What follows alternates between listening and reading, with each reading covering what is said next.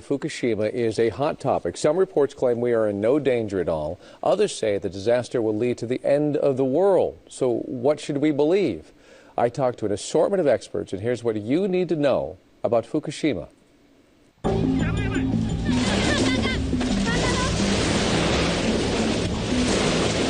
March 11, 2011, a 9.0 quake hits, the strongest ever recorded in Japan. And then, live from our televisions, we watched a monstrous tsunami annihilate the most prepared country in the world. I saw firsthand the enormous devastation. Entire towns wiped out, piles of rubble 30 feet high. But the third part of this disaster has the potential to be the worst of all, yet the damage is almost invisible. The Fukushima nuclear power plant continues to spew radiation, 5,300 miles from Los Angeles, and still not far enough. Deformities are showing up in Japanese butterflies. The once thriving fishing industry near the plant has been shut down. Dozens of species labeled too radioactive to eat. And there's the human toll.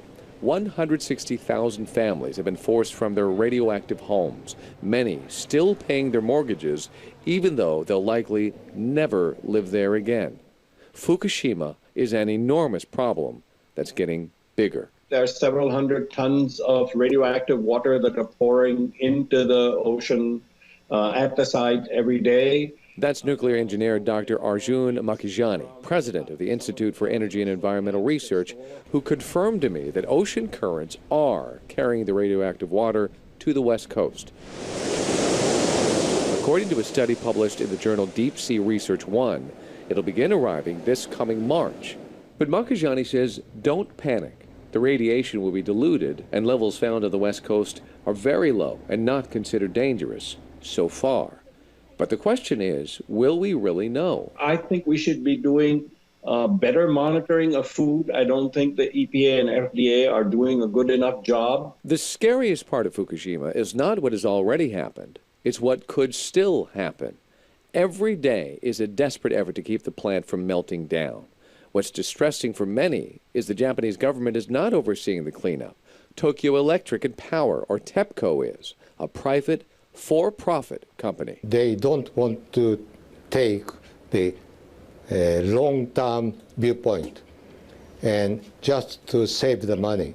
Japanese nuclear engineer Yasel Yamada came to America to shine a light on what he feels is a flawed approach. He says TEPCO is over their heads. The cleanup job is too large for their capability. Yamada is one of many experts who say this is a bad solution and that a meltdown is still possible, like Dr. Jimmy Hara with Nuclear Age Peace Foundation and professor of clinical family medicine at UCLA. It's like the fox overseeing the chicken coop, and it's a huge problem. TEPCO and the Japanese government seem to have refused international help. I think that's most unwise. Fukushima is potentially the biggest ticking time bomb in human history. The damaged plant is in no condition to withstand another massive earthquake or tsunami.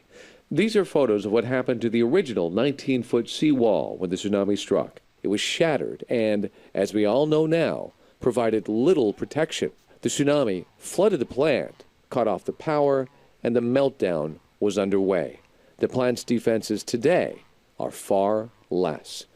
Just last week, Dr. David Suzuki, one of Canada's top environmental scientists, stunned the audience when he described what will happen if a massive quake did hit today. It's bye-bye Japan, and everybody on the west coast of North America should evacuate. Now, if that isn't terrifying, I don't know what is.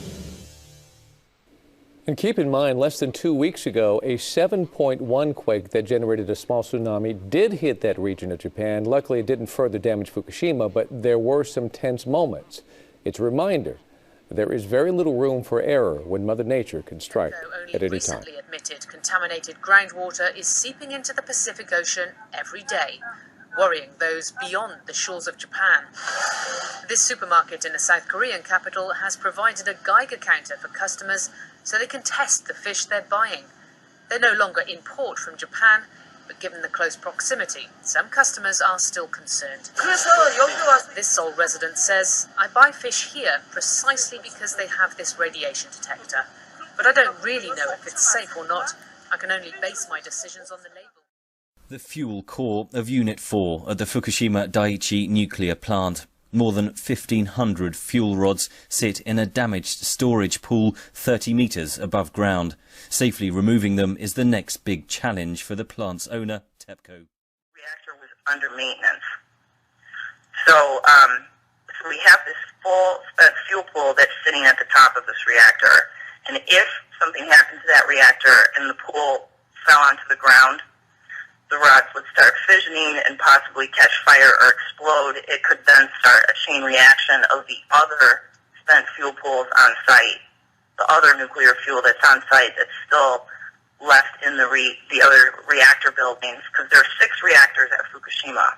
You only hear about 4, but there's actually 6 there. And what would happen if a fire ignited in these fuel rods? Well, we would be subjected to an extreme fallout situation where we would have to shelter indoors for a period of time, possibly a couple months, if not longer. You're talking about worldwide? For the Northern Hemisphere. The Northern Hemisphere would have to go indoors for possibly several months? Yeah. Japan's former ambassador to Switzerland and anti-nuclear campaigner. The Unit 4 contains 10 times more cesium-137 than Chernobyl. So in case the worst occurs, a total withdrawal will be imposed, which means this can be considered as the beginning of the ultimate catastrophe of the world and the planet.